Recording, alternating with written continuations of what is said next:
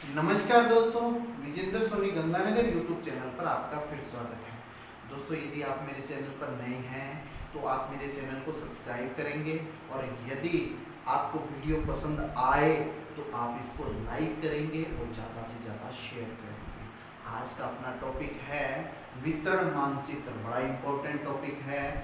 दुनिया का कोई भी सब्जेक्ट पढ़ लें, आपको वितरण दर्शाने के लिए ये विधियाँ इस्तेमाल करनी पड़ेगी। चाहे भूगोल पढ़े, चाहे इतिहास पढ़े, चाहे राजनीति पढ़े, चाहे अर्थशास्त्र पढ़े, चाहे साइंस का कोई टॉपिक पढ़े, आपको वितरण आना ही चाहिए।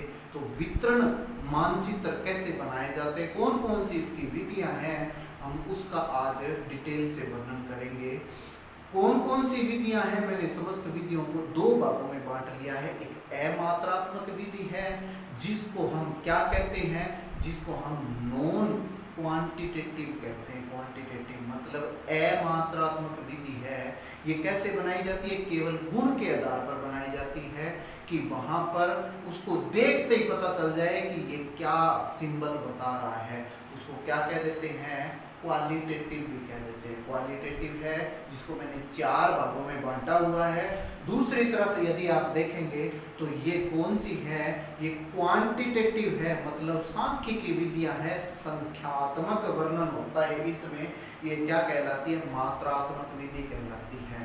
इसको भी मैंने कितने भागों में बांटा हुआ है, चार भागों में बांटा हुआ है। तो दोनों चार इस तरफ और चार इस तरफ, अमात्रात्मक भी चार और मात्रात्मक भी चार। अब अमात्रात्मक का वर्णन करते हैं। अमात्रात्मक में पहली विधि कौन सी है, रंगारेख विधि, जिसको क्या कह देते हैं, colour patch. Colour patch, colour patch method. Colour patch method होता क्या है, बड़ा इंपॉर्टेंट है ये। कलर पैच मेथड में जैसे अभी हाल ही में कोरोना का दौर चल रहा है, कोरोना के 3 क्षेत्र हम वितरण बता सकते हैं। कैसे, रेड जोन, ऑरेंज जोन और ग्रीन जोन। तो यदि मैं ये एक क्षेत्र बता रहा हूँ, इसको 3 भागों में बांटा मैंने। यदि यहाँ पर शेडिंग कर दी, कैसी, ग्रीन, ग्रीन शेडिंग कर दी, यहाँ पर मैंने ऑरेंज शेडिंग कर दी और यहाँ पर मैंने रेड शेडिंग कर दी। इसका मतलब ये क्या बता रहा है, ये बता रहा है कि यहाँ कोरोना का एक भी मरीज नहीं है। ये क्या बता रहा है कि यहाँ कोरोना के मरीज तो हैं लेकिन 6 से कम हैं।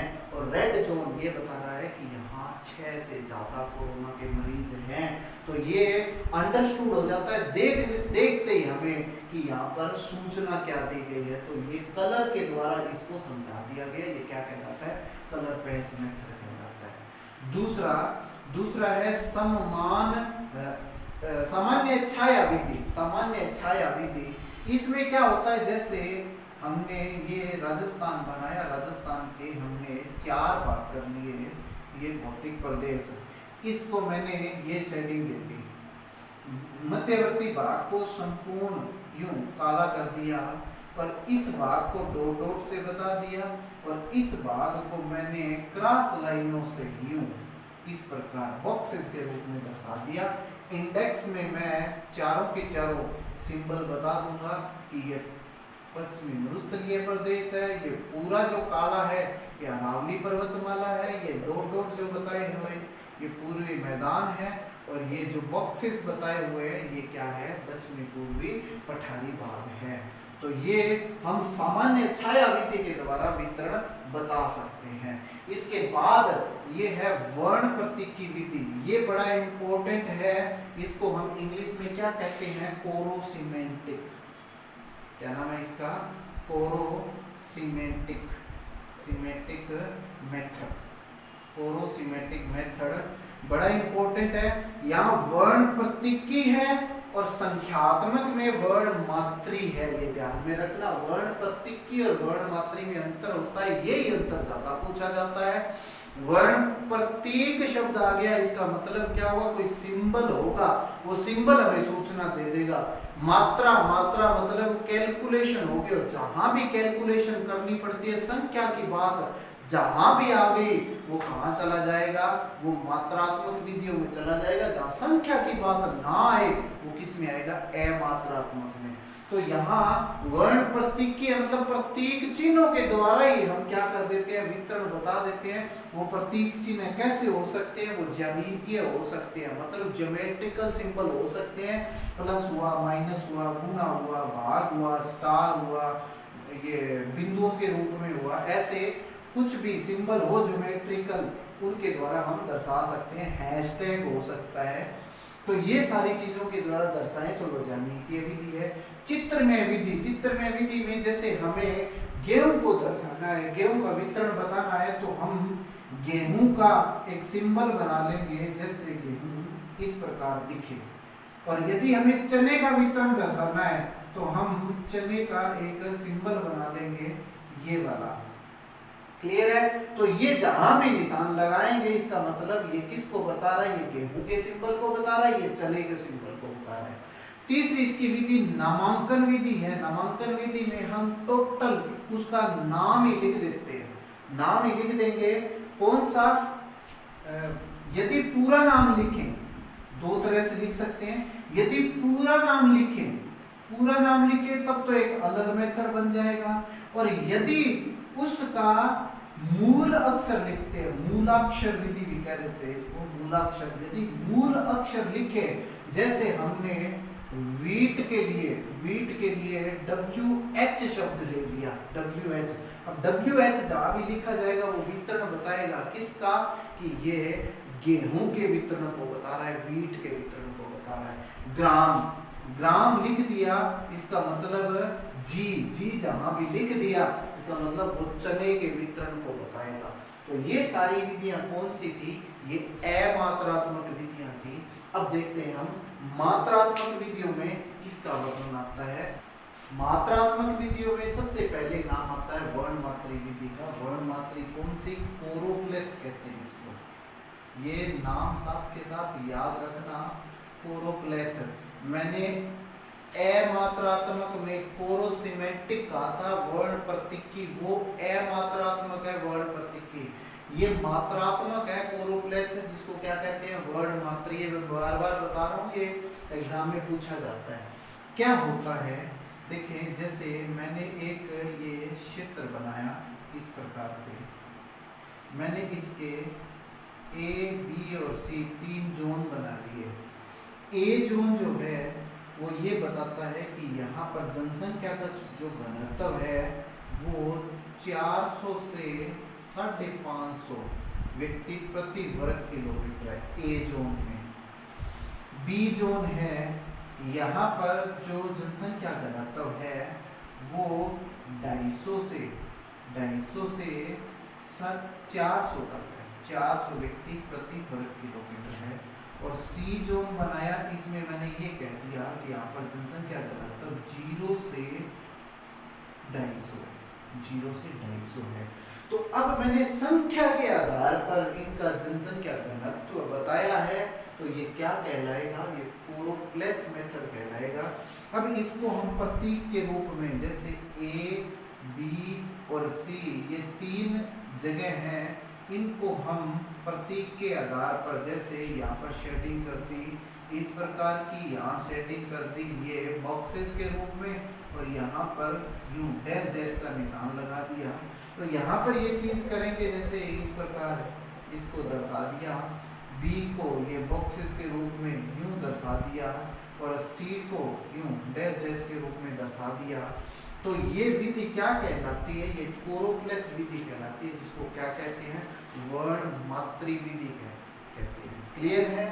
अब बात करते हैं सममान रेखा की। देखिए सममान रेखा क्या होती है, मैं पीछे भी बहुत सारी वीडियो में इसका जिक्र कर चुका हूँ। सममान रेखा क्या, समान मान के बिंदुओं को मिलाने वाली रेखा।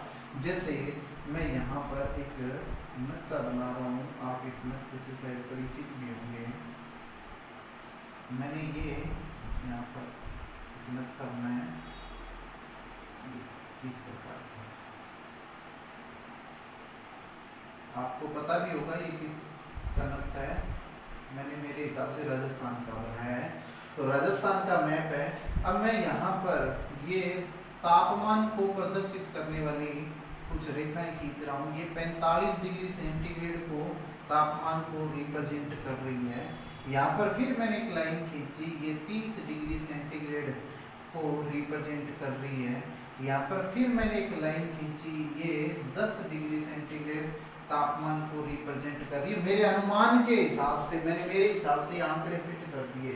अब ये क्या बता रहा है कि ये जो क्षेत्र है इनको मैंने ए बी सी डी में बना दिया। अब सी क्षेत्र की बात करेंगे तो ये 10 से 30 डिग्री सेंटीग्रेड तापमान के बीच वाला क्षेत्र हमें तापमान का वितरण बता रहा है। यदि हम बी की बात करेंगे, या तापमान का वितरण कितना है, 30 से 45 डिग्री सेंटीग्रेड के बीच में मिलेगा।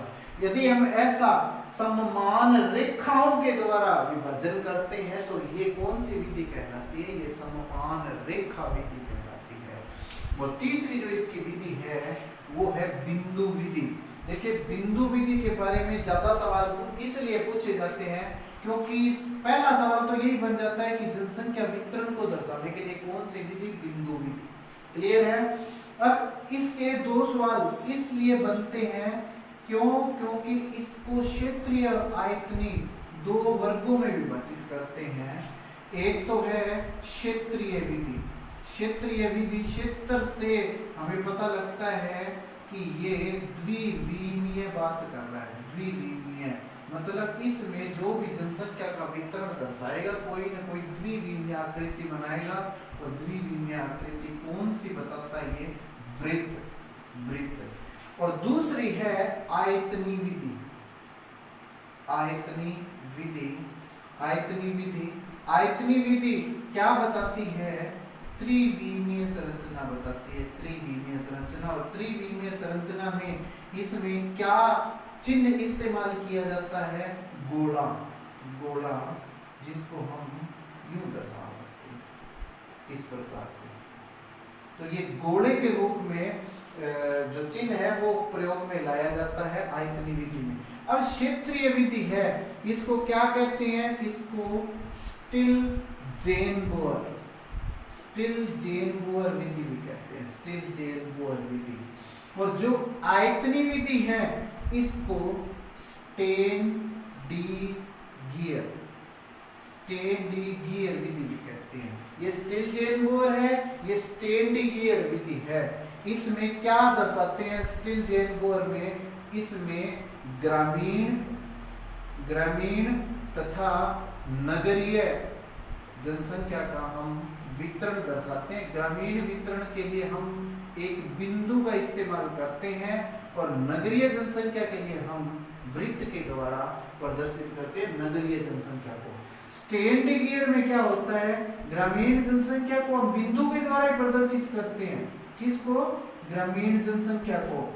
और नगरीय जनसंख्या जो होती है, नगरीय जनसंख्या को हम किसके द्वारा, हम एक गोले के द्वारा इसको प्रदर्शित करते हैं। इसकी विधि क्या होती है, जो मैं आगामी वीडियो आरेख की बनाऊंगा उस आरेख में इसका वर्णन करूंगा कि ये द्विविमीय और त्रिविमीय आरेख बनते कैसे है, उसमें ये वर्णन आ जाएगा। है किसके, ये बिंदु विधि के ही रूप है। और चौथा इसका रूप है आरेख विधि। आरेख विधि में हमने द्विविमीय, त्रिविमीय और एकविमीय आरेख की बात करनी है, तो आरेखों में डिटेल से बात करूंगा। जैसे एकविमीय आरेख की बात की तो मैंने दंडारेख बता दिया। दंडारेख के द्वारा वितरण दर्शाना, ये आरेख का एक प्रकार है। कौन सा, एकविमीय। यदि मैं बात करूं वृत्तारेख की, वृत्तारेख के द्वारा वितरण दर्शाना तो भी आरेख का ही रूप है, लेकिन ये है कैसा, द्विविमीय। द्विविमीय। यदि मैं घनारेख के बारे में बात करूं, इस प्रकार घनारेख के बारे में बात करूं, घनारेख, तो वो किसका प्रकार हो जाएगा, है तो आरेख का ही, लेकिन है कौन सी, त्रिविमीय आकृति है। त्रिविमीय आकृति है। तो ये भी वितरण दर्शाने के लिए हम काम में लाते हैं। क्लियर है।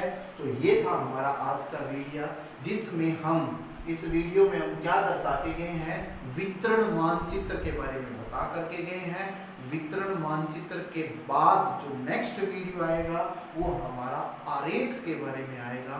आरेख के बारे में हम डिटेल से वर्णन करेंगे। उम्मीद है ये वीडियो आपको बहुत पसंद आया होगा। यदि पसंद आया है तो इसे आप ज़्यादा से ज़्यादा शेयर करेंगे।